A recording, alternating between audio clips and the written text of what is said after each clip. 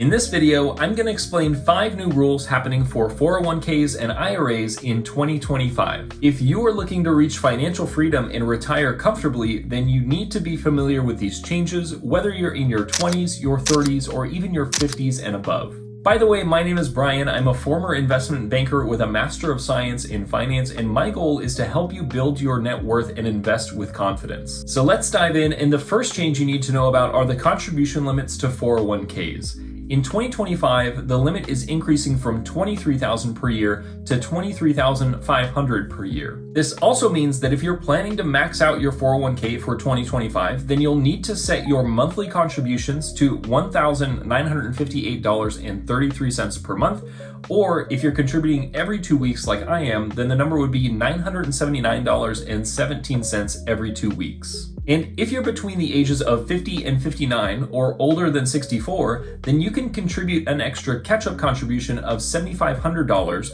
which brings your total to $31,000 per year. And if you want to know how that translates to monthly and bi-weekly contributions, then I'll put those on the screen right here. Now, something that I found interesting about 2025 is that if you're between the ages of 60 and 63, then you get an even bigger catch-up contribution of $11,250, which brings your annual total up to $34,750. Now, if you are not maxing out your 401k, I strongly recommend that you do, because it's one of the few accounts that gives you a unique combination of both compound interest through your investments and tax savings. Just as an example of the power of maxing out your 401k, if you were to save the total $23,500 per year for 40 years and it was growing around 8% per year, then you would end up contributing a total of $940,000, but that amount would grow to $6,574,854, close to 7 times the investment that you put in. By the way, what you're looking at on the screen that I'm using to calculate this is my free retirement spreadsheet that I update on a regular basis, and if you want to download it for free and play with it yourself, then the link is in the description below. So the next change coming to 401ks and IRAs in 2025 is one that I found very interesting, and I was surprised that I haven't seen more people talk about this, and that is mandatory automatic enrollment. What that means is that according to the IRS, 401k plans that were established in 2022 or after are going to be required to automatically enroll new employees in the plan. And this is very relevant to you if you're planning to move to a new company, or if you recently moved to a new company and that company either just created their 401k plan or they just switched to a new one like mine did recently. Now, how this works is that depending on your plan, your company will automatically enroll you into a 401k and deduct around 3 to 10%, depending on the company, of your paycheck into your 401k, and that amount's going to automatically increase by 1% per year until it gets to that 10% cap. Overall, I think this is a pretty good change, because I think more people should be contributing to their 401k, and this is going to increase the amount of people that contribute, but I am a little bit disappointed that it isn't being talked about more. You see, the downside that I see happening with this is that some people will get automatically enrolled into a 401k, money will go from their paycheck into their 401k, and they may not realize that that's happening, and they won't have an opportunity to invest that money. It also doesn't fix the problem that there isn't a lot of education when it comes to picking the right investments for your 401k.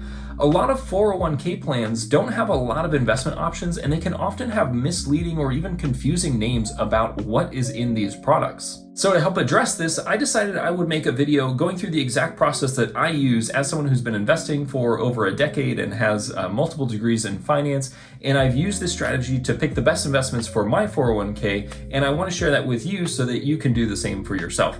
So if that sounds like a video you might be interested in, make sure to follow the channel so you don't miss that one. Anyways, before I tell you the third change, I need to tell you a little story. So early on in my career, I switched jobs pretty frequently, around every 6 months to 2 years, and I think that's pretty common. In fact, I've seen a few headlines saying that job switching is on the rise. And of course, being the finance nerd that I am, at each of those jobs, I was contributing to my 401k, but every time I switched jobs, I didn't bother to switch or roll over those 401k funds into the new 401k of my new company. In fact, I would have probably completely forgotten about all those funds until one day the CFO of one of the companies I used to work at called me up on the phone and was like, "Hey, you know you've got like $1,700 in our 401k. Did you want to do something with that? Did you want to move that to a new 401k?"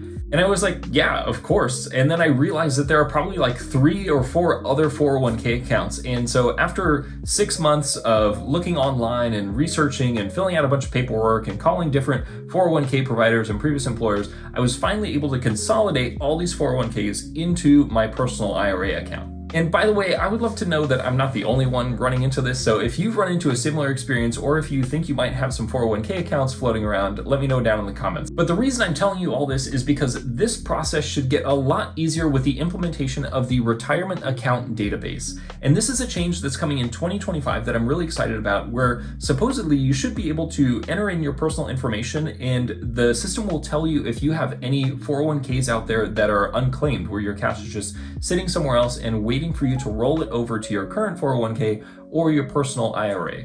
In fact, I'm really excited for this to come out in 2025 because honestly, I probably have at least one more 401k account out there waiting for me to come find it and roll those funds over into my new 401k. Now, the next 2 changes are relatively small, but I think you should still be aware of them. And the first one is that more part-time employees will get to participate in 401k plans, which I think is a huge improvement. And the way to qualify as a part-time employee is you need to be considered what's called a long-term part-time employee. And this is someone who's over the age of 21 and has worked 500 working hours in the last 2 consecutive years. And lastly, the 5th thing that you should know about is the IRA contribution limit. So in 2025, you'll be able to contribute up to $7,000 to either a Roth IRA or a traditional IRA or a mix of both.